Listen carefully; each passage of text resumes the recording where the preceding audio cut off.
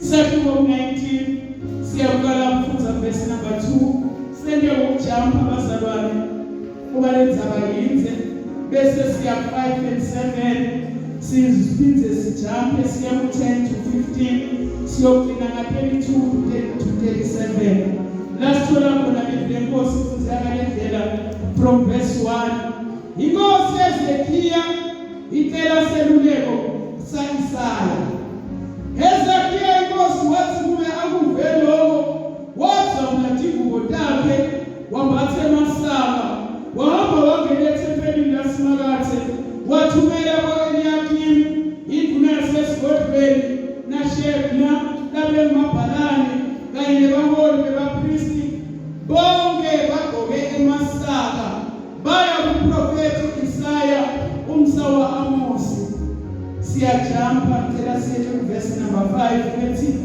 that's it induna kaHezekiya nafika ku-Isaya Isaya wakhuluma kude wathi tshelani inkosi yenu nithi naku lokushiwo ngusimakathe uthi ningesatshiswa kuloko lenikuvile lawo mazwi athelelako ephikweni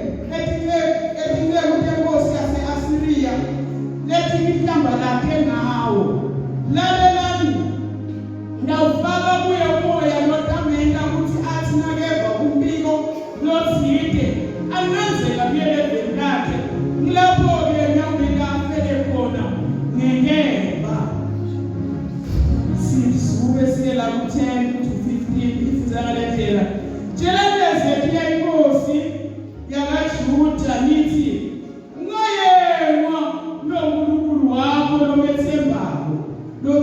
lomethembako nakathi iJerusalema ngeke inikelwe entandeni yenkosi yase-Asiriya akithi somvile ukuthi endane amakhosi ase-Asiriya kuwo onke lamave yamanye emave aqothule ingokodo nesisekelo kuwo wena-ke ungaphepha kanjani labo nkulunkulu betive letabhujiswa bobabemkhulu bathikhulula yini labo letive tabo bonkulunkulu bogozani basegozani nebaseharani nebaseresefu kanye nebantu labasedeni labasethelasani iphi inkosi yasehemathi nenkosi yase-Aphadi nenkosi yedolobha laseSefavayimu neyasehena neyase-Ava Hezekiya wathatha le ncwadi kulethi gijimi wayifunza wasokubukela nayo ethempelini lasemakathe wafike wayendala kwasemakathe Hezekiya wasewayathandaza kusemakathe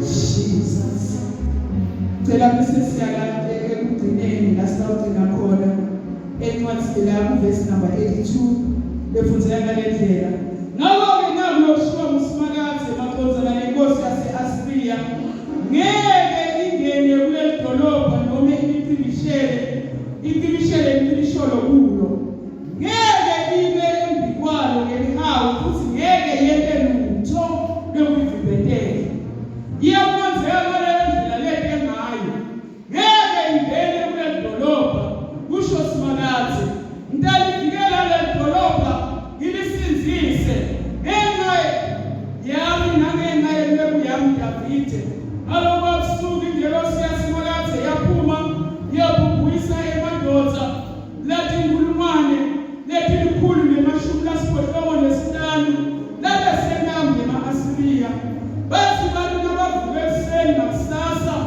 bakhangwa noqaqa letidumbu ngakho Senaheribhi inkosi yase-Asiriya wathi intombi yakhe wahamba wabuyela eNinive wayohlala khona wathi ngalelelanga salibele kukhonza ethempelini laNkulunkulu wakhe Nisroki wasuke amadodana akhe o-Adrameleki naShareseri bamjuba ngenkemba besuka lapho babalekela eveni lase-Ararathi e-Asahadoni umsa wakhe waba inkosi umsa wakhe yase-Asiriya esikhundleni sakhe siyabukela ngokuba babelelifu lapho egameni laKristu Jesu. Amen. Hallelujah. Sithola ilizwi laNkulunkulu likhuluma ngaHezekiya. Lithe sihloko sithi themba simakathe. Hallelujah. Hezekiya ngeWindows lebeyimethemba uNkulunkulu. Uyathola lokho kubonga emuva kancane kulamakhosi esibili kusahluko 18 kuverse number 5 uyaqaqisa uNkulunkulu kuthi Hezekiya bekamethemba. Lithi iBhayibheli khona lapha kuverse number 5 kude ngayile inkosi leyafana naHezekiya. Likulabo ababusa ngaphambi kwakhe nalababusemva kwakhe. Hallelujah. Wabethemba uNkulunkulu ngayo yonke into yakhe. Wathi ngalangena ebukhosini abusa ana 25 years angulu lomusha wafike wathimita bazalwane konke lokungakafanele elivela uNkulunkulu liyasho ukuthi wathimita bonke babo ashera wathimita nalenza ulephakeme yokhonela Thixo waphakatha ngenyoka yethusi ndabeleduwe Nkosi. Lisilivela uNkulunkulu kwaze wafika sibasebusa waHezekiya nenyoka sibayele uNkulunkulu wakho bantwana bakaIsrayeli.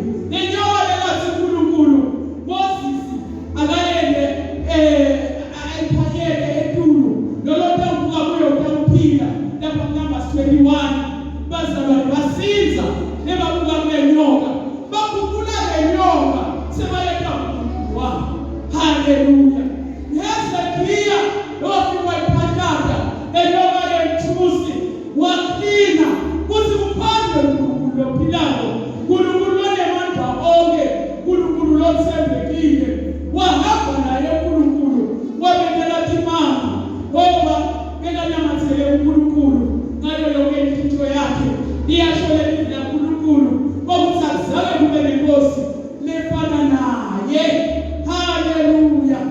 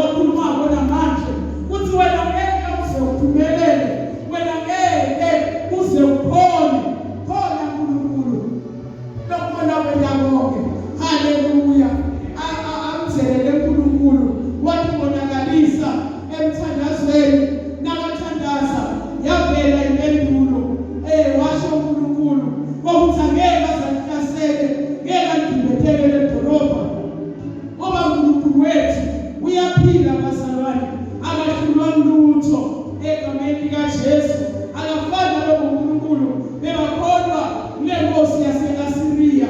Lokubalulekile ukuthi noma ungasongelwa kangakanani mani kuNkulunkulu. Haleluya. Kungenteka nje bantwana bami esikolweni awukabhadalanga school fees, sithi siyakhuluma ukuthi vele wena unamali, wena vele ngeke uze ukhone. Haleluya. Nesitationary sikaphelele khona uNkulunkulu. Haleluya. Bathembekile uNkulunkulu. Batawufunza abantwana egameni likaJesu, batawuphumelela. Nawe mhlawumbe uyakusongela ukuthi vele ngeke uze usebenze, uyabona besikhathi sanamuhla akunamsebenzi. uNkulunkulu kukhona konke. Noma yini nakusongela ngayo funa ukushona namuhla egameni likaJesu uthi uNkulunkulu nobalwela Ezekhiya sebakhulume konke. Bazalwane, wema Ezekhiya, wema evini uNkulunkulu bakhuluma nakuleticelo bathi yelini ingayebo Ezekhiya athi lo uNkulunkulu wakhe utamsinzisa esandleni sami. Ngoba mine la ngihamba khona ngiyabhubhisa, ngingeke sivumelane nawe. Haleluya. Uthi-ke umhlabeleli, uthi-ke uyadingelwa ngenxa yokholo lwabo. Haleluya. Ngalamanye amagama bebadingelwa ngenxa yokholo lwabo. Uthi abele sivumelwane naye selaheliwe. Uthi nalena sivumelwane nami ngidawudakade. Haleluya. Uyayemana phela lomuntu akuthembise konke into letike lokungeke uze utithole lokukhulu ulwela ukuthi wena uphume ebukhoneni kaNkulunkulu atobe soyaketha nawe. Haleluya. Basangele sivumelwane kuze into tobahambela kahle. Yinto lenkulu bekayikhalela leyo lokuthi baphume kulo uNkulunkulu bebamkholela Ezekhiya baphokona letithiko kanye naye. Uthi abeke sivumelwane naye egameni likaJesu. Ungavumi wena sivumelwane lapho uhamba ungena khona sithi asikukhohlisa sikuthembisa into letingekho. Athi hayi phela bayakulela abongomeni wena ucabanga ukuthi ungandlula la nabo bantu bahlulekile. Haleluya. Thembekile uNkulunkulu ethembisweni lakhe. Livi lakhe libile ngaphakathi nelivi lelishunyayelwa la alishunyayelwa bafundisi aliphumi bafundisi. Livi laNkulunkulu ukuthi yena uyindoda yenu uyasukela ekubili lonke egameni laKristu Jesu. Njengoba akhuluma ngokuthi ledolobha yena utalivikela, walivikela bazalwane. Awuzange kuzimelwa ukuthi bazebalwe. Lasuze khona siyathola la ukuthi wathi nakabobusuku ingelosi yasimakaze yaphuma yabhubhisa lapha eNkambu lapho bahlangene khona 185,000. Haleluya. Yabhubhisa ingelosi. Awuzange kuzimelwa ukuthi balwe. Wabalwela uNkulunkulu.